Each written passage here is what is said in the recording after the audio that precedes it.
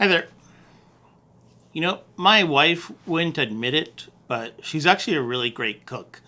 And she doesn't even use recipes that often. She just kind of mixes together things that she thinks will taste good. And 99% of the time, they taste amazing.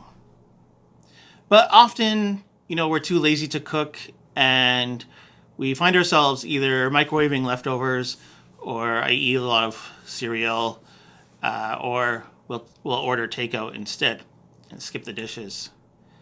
And I mean, that's kind of what our culture promotes nowadays. It's that instant gratification, that desire to have what we want as soon as we want it.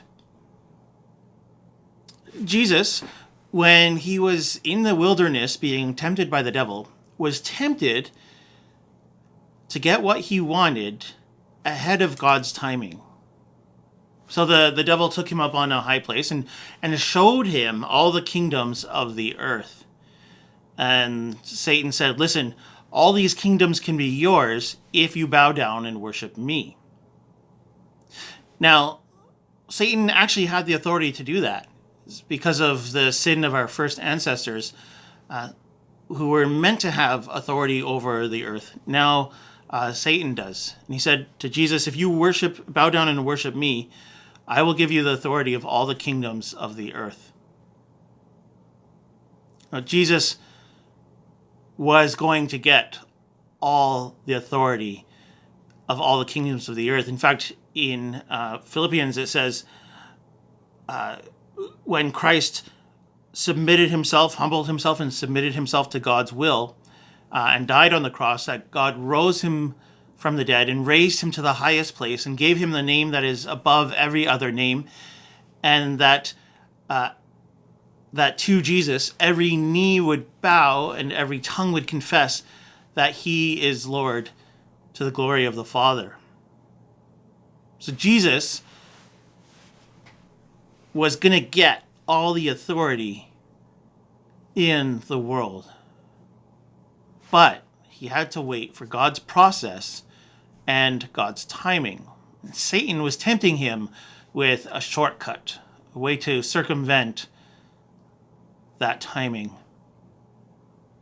Now, that same temptation that Jesus faced also faces us. When I'm learning a new hobby, I don't want to put in the work of learning it. I just want to be good at it right away. When I'm experiencing a trial or a hardship, I just want it to be passed right away. And when it comes to my faith, often we don't want to put in the work of reading scripture, of memorizing it, of praying, of worshiping, of surrendering our life to God. We just want to be holy or spiritually mature right away. But that's not often God's timing for things. Often his timing means that we wait, that we experience the pain of growth, the pain of learning, the labor of, say, cooking, to use my earlier example. There's that process by which we grow through that process itself. And when we circumvent God's timing and God's will or his processes, we deprive ourselves of that learning, of that growing that the process creates in us. So again, if Jesus had given in to Satan's temptation, he would have had all the authority of the kingdoms, but it wouldn't be the eternal authority that he received by God's hand after he had submitted himself to God's will.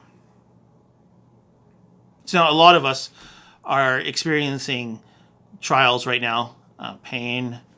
We're going through hard times, largely because of the pandemic, but not even because of that exclusively. And again, our temptation, our desire is to just get through it as quickly as possible. And yet, it's the waiting period through which God works. The prophet in the Psalms, or the psalmist says, "You have tried us, O God. You have refined us as silver is refined." That So the idea is that the trouble that we go through refines us like silver is purified. So the dross elements or the impure elements are burned out of the silver.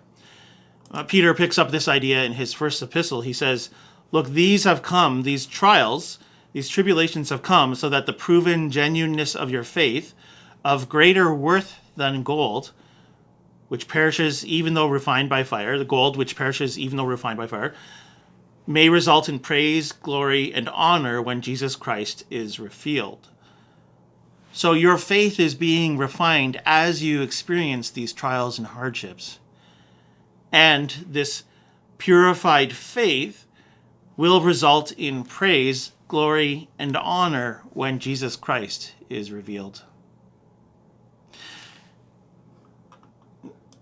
The temptation is for us to want to go quickly through it. And I feel that temptation myself and the trials that I'm going through right now. But the promise is that God uses these for our good, for purifying our faith. And I want to leave you with the promise from Isaiah chapter 40. It's very well known. But it talks about this in very poetic ways. It says, look, God gives strength to the weary and increases the power of the weak. Even youths grow tired and weary, and young men stumble and fall. But those who hope in the Lord, or as another translation it says, those who wait in the Lord will renew their strength. They will soar on wings like eagles. They will run and not grow weary. They will walk and not be faint. But it happens in God's timing, not ours.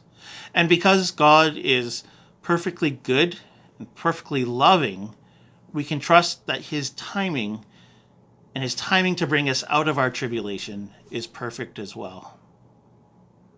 Hope in God. Wait on him. Well, I'm praying for you. God bless, and I'll see you soon.